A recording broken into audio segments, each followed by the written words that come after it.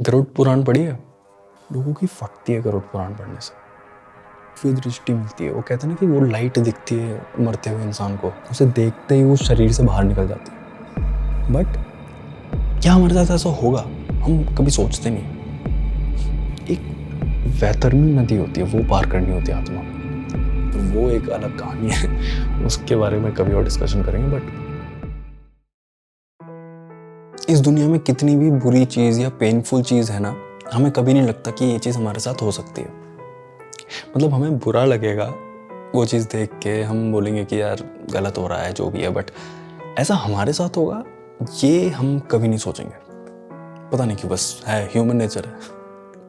अब डेथ को ही देख ले, सबको पता है कि एक ना एक दिन समय आना है, ठीक है, बट क्या हमारे साथ ऐसा होगा? हम कभी सोचते नहीं। कृष्ण जी ने बड़ी एक इंटरेस्टिंग बात बोली है डेथ के बारे में, कि डेथ एक इल्यूजन है। बात बस ये कि हम सोचते हैं कि हम ये बॉडी है, राइट, बट ये बॉडी टेम्परेरी है। जो भी हम दुनिया में देखते हैं वो सब टेम्परेरी है। हमारी जो सोल है, that is the only permanent thing in this world. और डेथ क्या है? सोल का एक बॉडी से दूसरी बॉडी में ट्रांसफर, बस। बट फिर क्वेश्चन ये आता है ना कि सोल की जर्नी क्या होती है डेथ के बाद? उसके साथ होता क्या है? वो कैसे एक बॉडी से दूसरी बॉडी में ट्रांसफर कर दिया?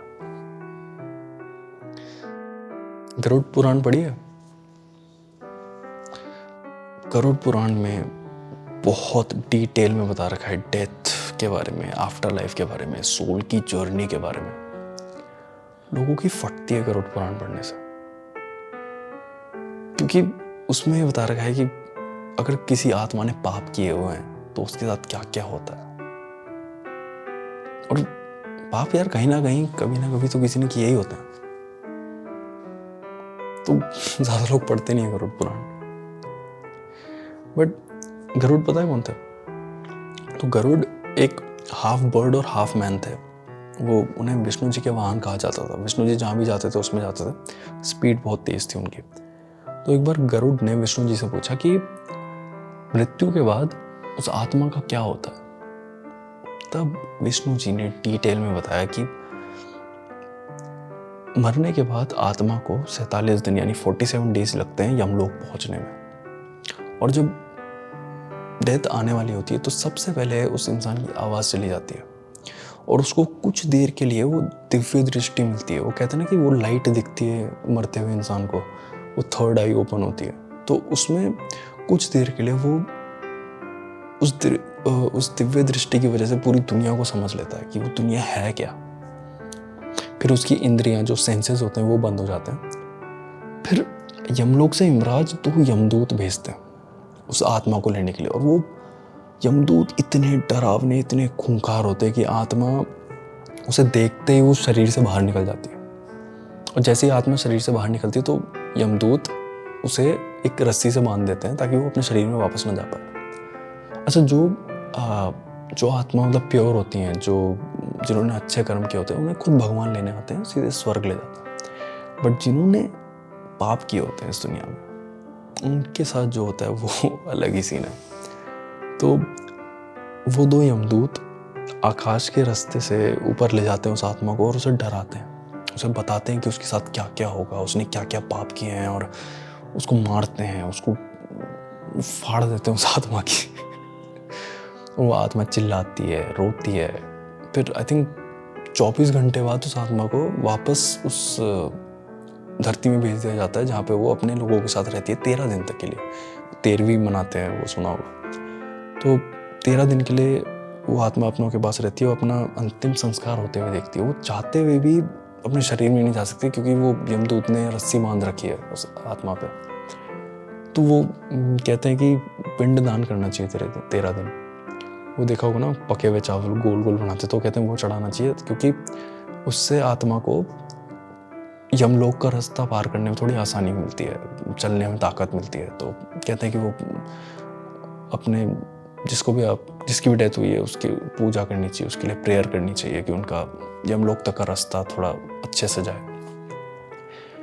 तो जब 13 दिन के बाद यमदूत वापस आते हैं उस आत्मा को लेने के लिए, तो एक वैतरणी नदी होती है, वो पार करनी होती है आत्मा को।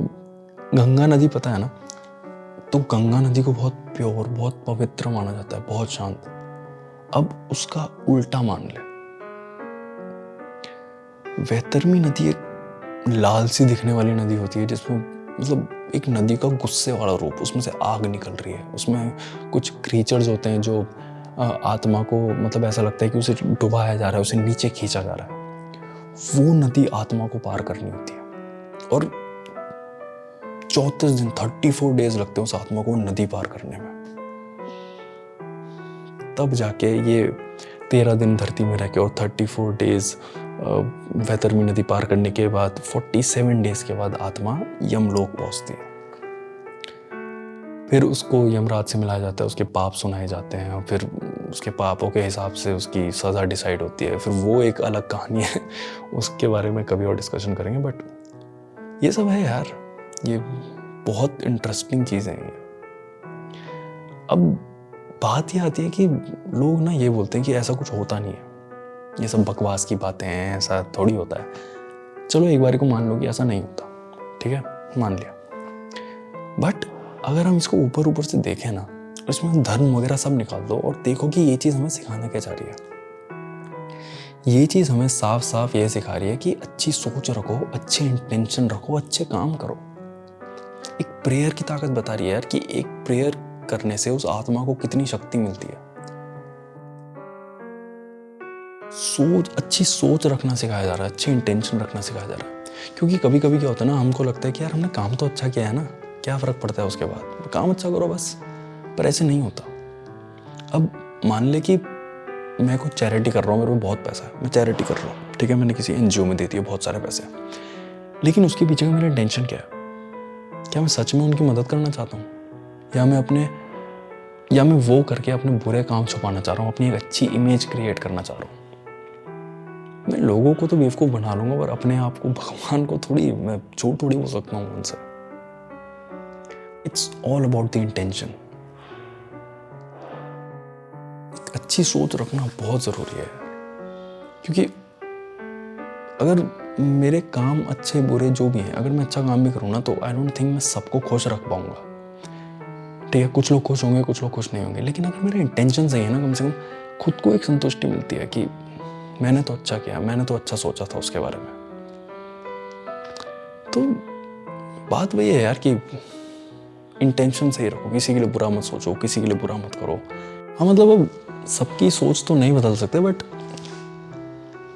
एक होप कर सकते हैं ना कि मतलब लोग पूरी दुनिया बदलने ना निकले, बस अपनी सोच, अपने इंटेंशंस, मतलब अपनी रिस्पॉन्सिबिलिटी ले कि हम किसी के लिए बुरा नहीं सोचेंगे, हम किसी के लिए बुरा नहीं करेंगे। बस अपनी रिस्पॉन्सिबिलिटी लोग लेने लग जाए ना, तो बस this is what I am hoping for. वरना आएंगे फिर यमलोक से यमदूत।